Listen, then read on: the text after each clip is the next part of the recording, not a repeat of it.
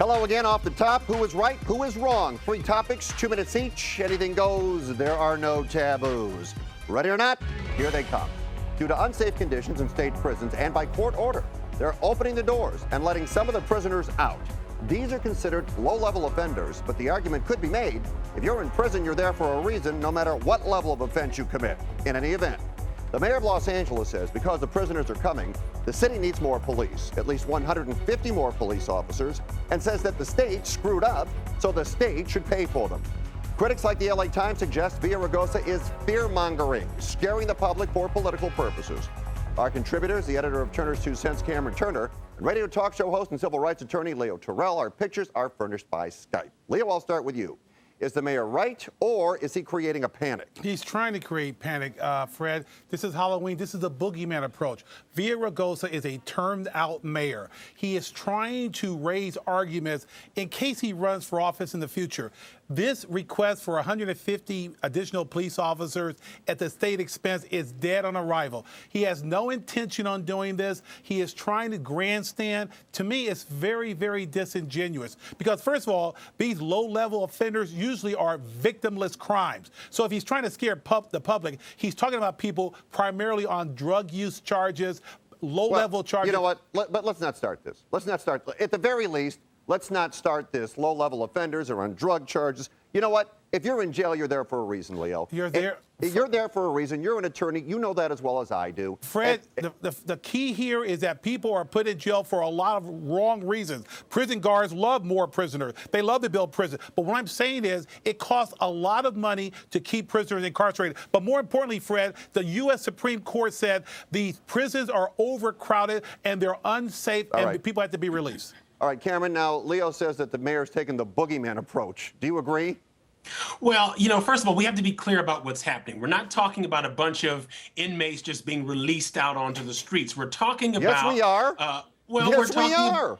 We're talking about people who ordinarily would have been sent to state prison now being incarcerated in county jail. That's the issue about the low-level offenders. That's what's going to happen. So that's the issue, first of all. But it isn't really accurate to talk about this wave of inmates hitting the streets. We're talking about people being put in county jail as opposed to prison. As for the parolees, well, under the old law, yeah, but then the county jail is going to let people out.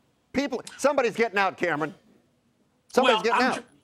I'm saying that what this law accommodates for, but as I say, with respect to parolees, parolees currently are returned to local communities. We're not talking about new people. We're talking about folks who get out on parole anyway. Now they'll be under county supervision as opposed to state supervision. All right, let's move on. Now, I don't know if you own a gun. I don't know if you drink. I do know if you drink, it's not illegal for you to own a gun. I also know that if you smoke pot, even medical marijuana, it is illegal for you to own a gun.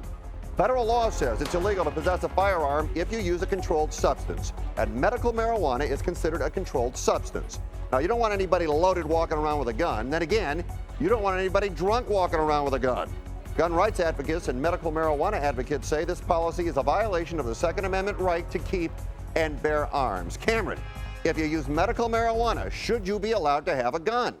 Well, yes, you should. Fred, this law is a blatant double standard that draws a phony distinction between the presumed dangers of marijuana versus alcohol. Now, of course, we all know that there are many, many, many more deaths and injuries every year here in California and across the country related to alcohol than marijuana. So laws like this aren't really about safety. They are, however, about our entrenched social standards. You know, alcohol is the socially acceptable, legal, mainstream drug, and marijuana is not. That's why we have this double standard. Certainly, someone who is under the influence should not be allowed to use a weapon, even in the controlled confines of the shooting range. Right. But gun ownership is an altogether different matter, and people should not be prohibited from owning a firearm simply because they like to take a drink or take a toke every now and again. What do you think, Leo? Cameron, you're 100% wrong. Medical marijuana is a state creation. Marijuana is a drug. It's regulated by the federal government. And for the state to create this, the state of California to create this carved out exception of medical marijuana somehow allows people to use marijuana and to carry a gun. I got a problem with this 100%. And because we sanction drinking in this state doesn't mean that somehow the use of marijuana is somehow an excuse for people to own a gun. I think that having a gun, having drugs, or such as marijuana is wrong. So you can't have a gun at your house even if you don't. I mean, look, the issue. The state of California does not have the right to create marijuana as an exception. Marijuana is it's been regulated by the federal government. It's a drug. It's still a drug, regardless of what the state of California does. So there is a problem with people in the state of California having marijuana and having a gun. But that's the law, right? And right now there is an exception for medical marijuana, and telling as someone far that they as far as the state is concerned. As far as the state is concerned.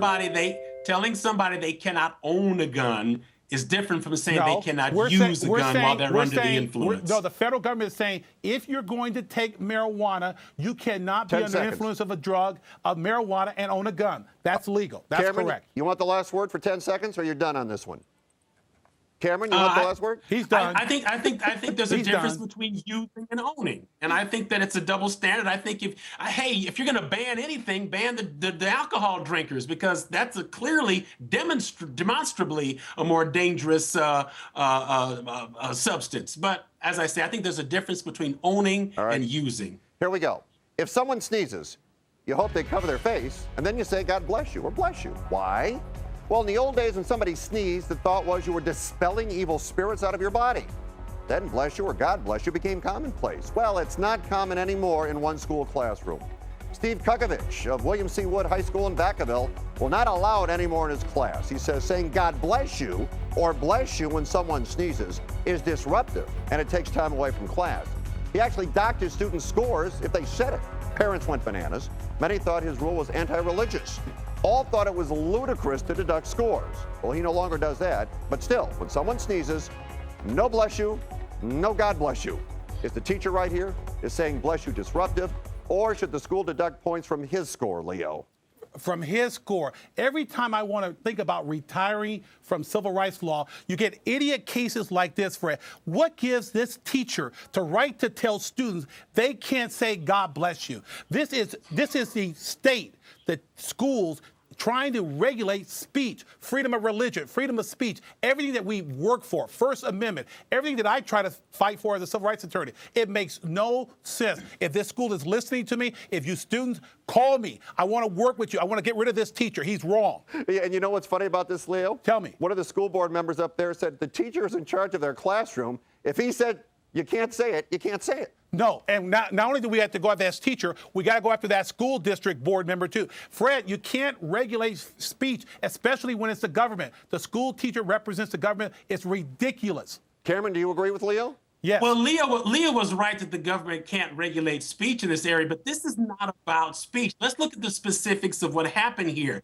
Basically, this is not about religious freedom or even religious expression. This is about a bunch of middle school kids pranking their teacher. That's your opinion. Students admitted it in the newspaper and on television. One kid would sneeze, 5 other ones would say, God bless you. They were pranking the teacher. That is their right to say, God bless you. What's the problem with that? He was not coming, Leo, you're missing the point, brother. He wasn't coming down on it because the words God bless you. He was coming down on them because they were using this as a way to be disruptive. Cameron, if they had said something else, he would have done it. But is it not fair to say that he instituted this prior to him announcing they were disruptive? No, there is no evidence of that. Didn't they continue this to mock him? There was no policy. There was no.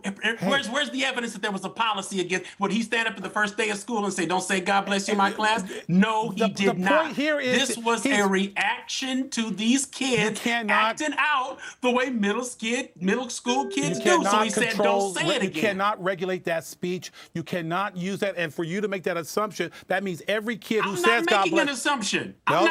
I'm telling you about what we all know based on what the teacher, the superintendent, and the students in that classroom said. There was no policy against that word. The teacher was trying to control some out-of-control kids who were having fun punking the teacher. That's final statement.